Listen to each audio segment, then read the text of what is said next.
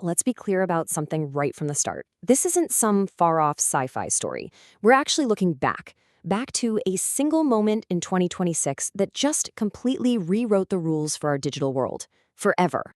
To really get a grip on the world we live in now, you have to understand this one single dividing line. Everything, and I mean everything, we thought we knew about digital privacy and safety was built on this foundation of encryption. And back in 2026, that foundation didn't just get a crack in it, it was absolutely pulverized. So, the first thing you really have to wrap your head around is just how total this change was. The rules didn't just bend, they completely shattered. The whole idea of a secure digital lock, the very thing our entire global economy and our private lives are built on, it just stopped meaning what we thought it meant.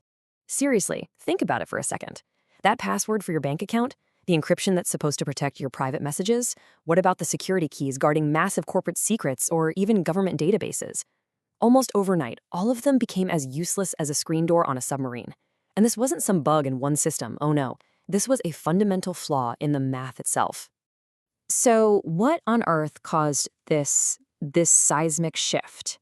Well, it wasn't a slow burn. It wasn't our defenses slowly getting weaker over time. No, this was a sudden, shocking breakthrough. A quantum leap in offensive power so massive, its impact isn't measured in years or even days, but in seconds. Okay, to really understand the insane scale of this collapse, just look at this timeline. Back in 2024, if you wanted to break a standard encryption key with the best supercomputer on the planet, purely theoretical, it would have taken you 300 trillion years. A year later, in 2025, some new AI models cut that down to a pretty worrying 8 months. Still manageable, but yikes. But then came 2026. The arrival of quantum AI, this whole new breed of artificial intelligence running on quantum hardware, it didn't just speed things up. It completely broke the scale. 14 seconds. Just let that sink in. A task that was supposed to take longer than the entire history of the universe was now done in less time than it takes to make a cup of coffee. That number, 14 seconds, that's the moment the walls came tumbling down. Every single secure system on Earth built on that kind of encryption became wide open in an instant. Right, so how is that even possible? It's not like they just built a faster engine. No, this was like inventing a whole new way to travel. The real breakthrough wasn't just about raw speed. It was about how the AI was taught to think differently. The secret sauce here was a technique called reinforcement learning, and it's an incredibly powerful idea. Basically, you give an AI a goal, in this case, hey, break this code, and you give it a reward system. The AI then just runs billions and billions of simulations, getting these tiny little rewards for any decision that gets it a tiny bit closer to the answer.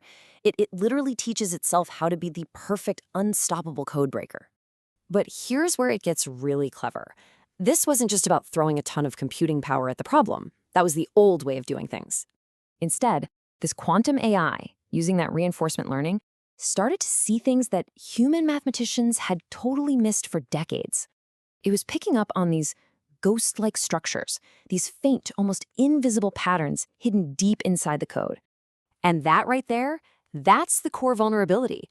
We all believed our encryption was based on numbers that were perfectly, truly random, which would make them impossible to predict. The AI proved us all wrong. It found the hidden logic inside the chaos, like finding a faint heartbeat in a storm of static, and it used that tiny pattern to unlock the whole system. So the immediate fallout from this was crystal clear. Any security system that relies on a single, unchanging key or password, what the experts call a static credential, was toast. It was finished. I mean, you can't have a permanent key when the world's best locksmith can make a copy of it in just 14 seconds. Now, this whole encryption apocalypse, it did have a potential solution, a way to rebuild the walls. But as it turns out, salvation came with a catch, a huge, almost impossible catch. The answer is something called post-quantum cryptography, or PQC for short. And it's a whole new class of encryption, built from the ground up, assuming that the bad guys would have quantum computers. It's basically the new gold standard for keeping data safe. But, and this is a huge but, here's the catch. To actually implement PQC across the entire planet's digital infrastructure, I'm talking every server, every phone, every bank, every little piece of software, it's a monumental task. The cost, both in money and computing power, is, as our source material says, simply beyond imagination. And this is what leads us to our new reality. You've got a threat that's totally universal. It can hit anyone, anywhere. But the solution, real, actual digital security, has suddenly become a luxury item. And this has created the ultimate digital divide. It's not about who has internet and who doesn't anymore. It's about who is protected and who is left completely vulnerable. So we're left with this question, right?